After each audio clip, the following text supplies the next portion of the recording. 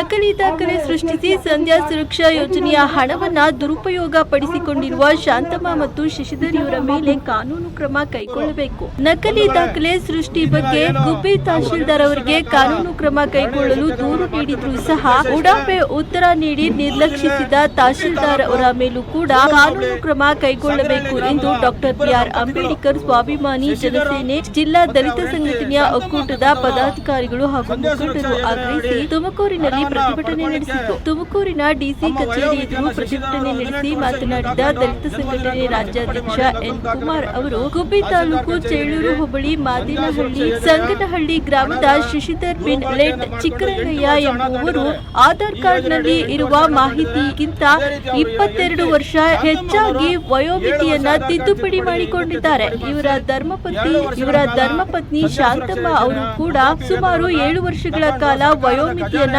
ಹೆಚ್ಚಾಗಿ ತಿದ್ದುಪಡಿ ಮಾಡಿಕೊಂಡು ನಕಲಿ ದಾಖಲೆ ಸೃಷ್ಟಿಸಿ ಸಂಧ್ಯಾ ಸುರಕ್ಷಾ ಯೋಜನೆಯ ಹಣವನ್ನ ದುರ್ಬಳಕೆ ಮಾಡಿ ಸರ್ಕಾರಕ್ಕೆ ವಂಚನೆ ಮಾಡಿದ್ದಾರೆ. ಈ ಬಗ್ಗೆ ಗುಬ್ಬಿ ತಹಶೀಲ್ದಾರ್ ಅವರಿಗೆ ದೂರು ನೀಡಿದ್ದು ಸಹ ವಿಳಂಬ ನೀತಿ ಧೋರಣೆ ವಹಿಸಿದ್ದಾರೆ. ಇದನ್ನ ಪ್ರಶ್ನಿಸಿದ ನಮ್ಮ ಮೇಲೂ ಕೂಡ ತಹಶೀಲ್ದಾರ್ ಆರತಿಯವರು ದಲಿತ ಸಂಘಟನೆಯ ಮುಖಂಡರು ಹಾಗೂ ಪದಾಧಿಕಾರಿಗಳಿಗೆ ಏರು ಧ್ವನಿಯಲ್ಲಿ ಗದರಿಸಿ ನಿಮ್ಮಗಳಿಂದ ಹೇಳಿಸಿಕೊಂಡು ಕೆಲಸ ಮಾಡುವ ಅವಶ್ಯಕತೆ ನನಗಿಲ್ಲ ಎಂದು ದಲಿತ ಸಂಘಟನೆಯ ಧ್ವನಿಯನ್ನ ಅಡಗಿಸಿ ಕಚೇರಿಯಿಂದ ಹೊರದಬ್ಬುತ್ತೇನೆ ಎಂದು ಬೆದರಿಕೆ ಹಾಕಿ ಕಚೇರಿಯ ಸಹಾಯಕರನ್ನ ಕರೆದು ದಲಿತ ಸಂಘಟನೆ ಮುಖಂಡರು ಮತ್ತು ಪದಾಧಿಕಾರಿಗಳನ್ನ ಗೆಟ್ಔಟ್ ಎಂದು ಹೇಳಿ ಗದರಿ ಕಚೇರಿಯಿಂದ ಹೊರದಬ್ಬಿ ದಲಿತರ ಮೇಲೆ ದೌರ್ಜನ್ಯ ಎಸಗಿರುವ ಕಾಯ್ದೆಯಡಿ ಪ್ರಕರಣ ದಾಖಲಿಸಬೇಕೆಂದು ಆಗ್ರಹಿಸುತ್ತೇವೆ ಎಂದರು. ಇನ್ನು ಸರ್ಕಾರಕ್ಕೆ ವಂಚಿಸಿದ ದಂಪತಿ ಹಾಗೂ ಅನ್ಯಾಯದ ವಿರುದ್ಧ ದೂರು ನೀಡಿದರೂ ಕ್ರಮ ಕೈಗೊಳ್ಳದ ಸಂಘಟನೆ ಬಾಯಿ ಮುಚ್ಚಿಸಿದ ತಹಶೀಲ್ದಾರ್ ಆರತಿಯವರ ವಿರುದ್ಧ ಕಾನೂನು ಕ್ರಮ ಆಗಲೇಬೇಕು ಎಂದು ದಲಿತ ಸಂಘಟನೆ ಡಿಸಿ ಅವರಿಗೆ ಮನವಿ ಸಲ್ಲಿಸಿದ್ರು.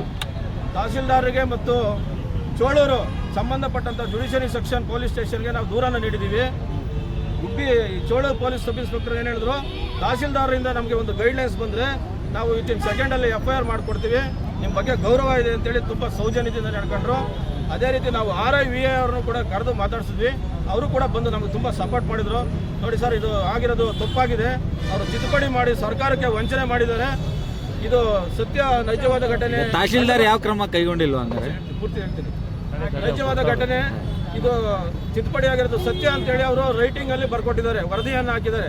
ಯಾರಿಗೆ ತಹಶೀಲ್ದಾರ್ಗೆ ವರದಿ ಹಾಕಿದ್ದಾರೆ, ಆಧಾರ್ ಕಾರ್ಡ್ ನಕಲು ಆಗಿದೆ ಸತ್ಯ ಅಂತೇಳಿ RIVA ವರದಿ ಹಾಕಿದ್ದಾರೆ. ಅವರು ನಮಗೆ ಸ್ಪಂದಿಸಿದ್ದಾರೆ.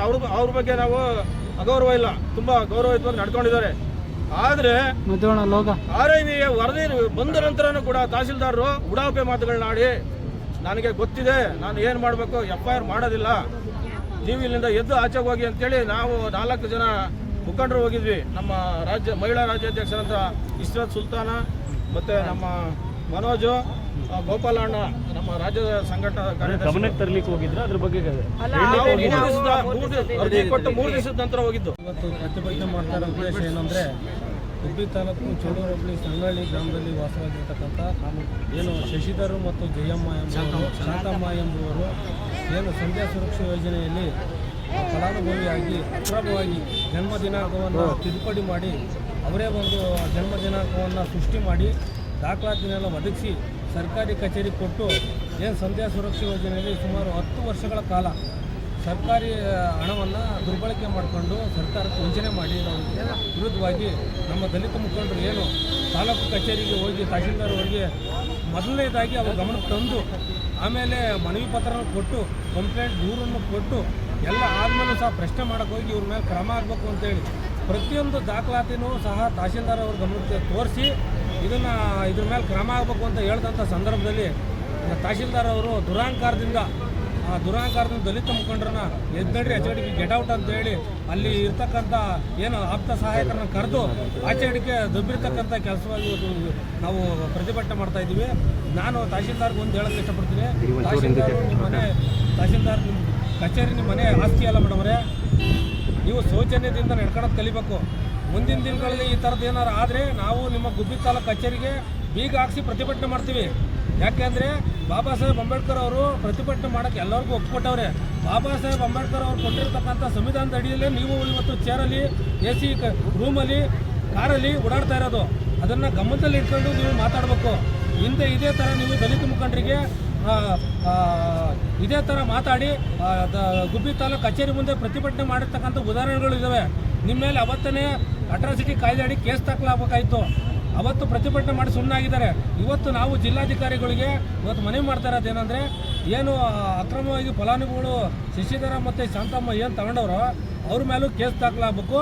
ಇದಕ್ಕೆ ಏನು ಸ್ವಯಂ ಪ್ರೇರಿತವಾಗಿ ಎಲ್ಲ ದಾಖಲಾತಿಗಳು ಈ ಥರ ಇದ್ದರೂ ಸಹ ಅವರಿಗೆ ಸಂಧ್ಯಾ ಸುರಕ್ಷಾ ಯೋಜನೆಯ ಪಡೆಯೋಕ್ಕೆ ಫಲಾನುಭವಿಗಳಿಗೆ ಅನುಕೂಲ ಮಾಡಿಕೊಟ್ರೆ ತಹಶೀಲ್ದಾರ್ ಮೇಲೆ ಸಂಬಂಧಪಟ್ಟಂಥ ಕೆಳಹಂತದ ಅಧಿಕಾರಿಗಳ ಮೇಲೂ ಸಹ ಕ್ರಮ ಆಗಬೇಕು, FIR ಆಗಬೇಕು ಅಂತೇಳಿ ಇವತ್ತು ನಾವು ಆಗ್ರಹಿಸ್ತಾ ಇದ್ದೀವಿ ಸರ್.